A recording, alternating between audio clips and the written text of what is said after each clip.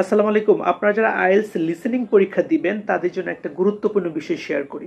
শোনেন, লিসেনিং পরীক্ষার পার্ট 1 এ অনেক সময় তারা ফোন নাম্বার বলে। এখন ফোন নাম্বার বলার সময় আপনি যদি একটা বিষয় খেয়াল না করেন তাহলে আপনার নাম্বারটা চলে যেতে পারে। Have you got your phone there? Yes. Okay. Ready?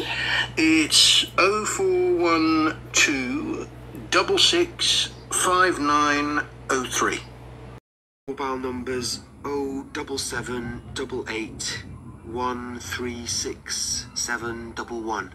অর্থাৎ আমরা যেটা জানতে পারলাম আমরা যেটাকে বলছি 0 তারা এটাকে বলছে O। ওকে, তার মানে 01 বলে না, তারা বলে O1।